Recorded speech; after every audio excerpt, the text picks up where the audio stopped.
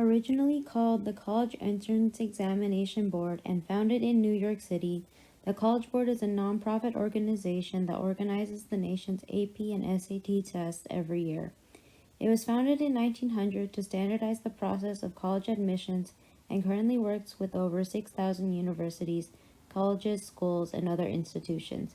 While it was originally composed of university and secondary level educators, it also meant to create a forum to discuss issues relating to college admissions and the accessibility to higher education. It would also develop a standardized entrance examination, which would then be reported to colleges and universities to interpret. It's worth knowing who grades the DBQ that you slayed. According to the little information that the College Board provides, it says that specifically appointed college professors and experienced AP teachers score the exams. These college professors get paid about $25.61 an hour. And to put that into perspective for you mindless souls, a doctor gets paid about $60 an hour.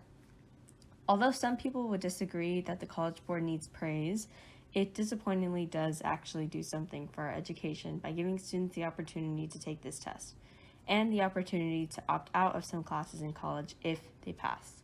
And well, they also prepare students for the type of speed that their classes will be in college. Despite College Board being a nonprofit, it acts as a near monopoly. According to Forbes, it fuels more than $100 billion in annual revenue and $100 million in untaxed surplus. It has $400 million invested with hedge funds and private equity, and its chief executive has a compensation of almost $2 million a year. Although they control many aspects of education, they have been criticized for favoring people with immense wealth and disadvantaging students of color, even with their own data from the 2021 SAT testing report. Furthermore, in response to the pandemic, several issues arose specifically regarding SAT testing.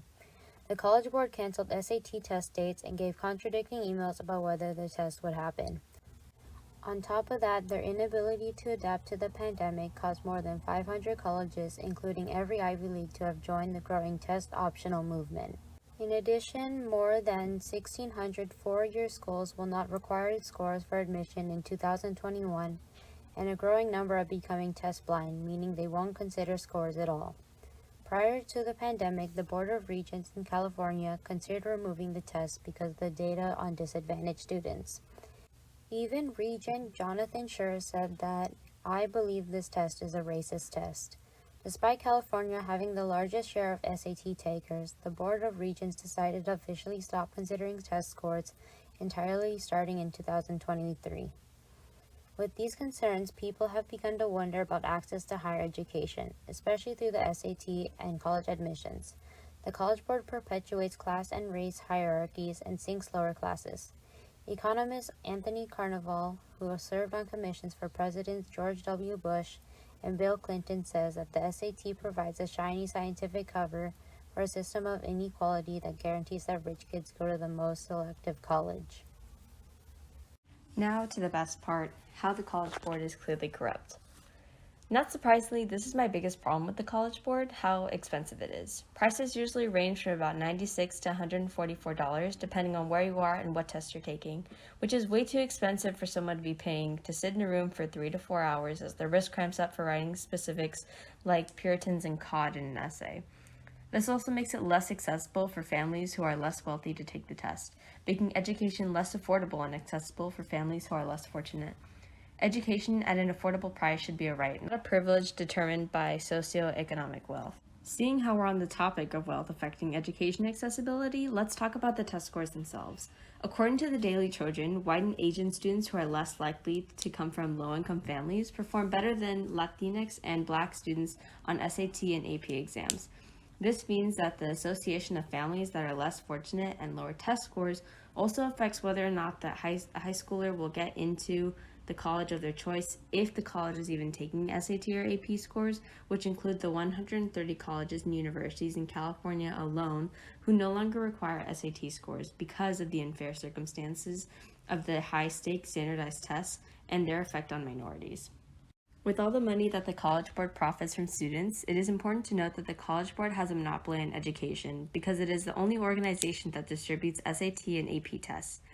It is also marked as a nonprofit organization that makes over $1 billion of revenue each year. Now, where does this money go? Well, the revenue is reinvested into free waivers in programs that expand educational opportunities for all students, which is hilariously ironic because they still have so much money left. What will they do? Make better YouTube videos? Yeah, maybe not with their 36.2K subscribers. Definitely not big YouTube numbers. Aside from financial injustice and corruption surrounding the College Board, it's also pretty obvious that the SAT and AP tests all exude copious amounts of stress and anxiety in students, especially when they have to catch up on Miss Scholl's reading and have to study for insanely difficult biology tests that don't include anything on abstinence. So, you'd think that they would try to help by easing students' mind about tests and try to convince them that just because they fail in AP, they will still go to college. Well, in October of 2018, at the College Board's annual meeting, filled with college admissions officers, high school principals, and counselors, going bald guy David Coleman made it a point to let them acknowledge the anxiety their words and policies cause, and stress that the College Board should reduce worry over the SAT and advanced placement. Sounds kind of absurd, right? Well, the author of Who Gets In and Why, A Year Inside College Admissions by Jeffrey Selingo, stated perfectly that Coleman had said, "We need to do more to stop the madness that has arisen around college admissions," in which Selingo responds, "It was a little rich coming from the head of a $3.1 billion operation that sits at the exact center of America's college madness." So yeah, he's like my favorite person now, so what? Shouldn't throw a remarkably small amount of money at resources for students and just say that students should take less APs, even though admissions offices still see more APs as rigorous.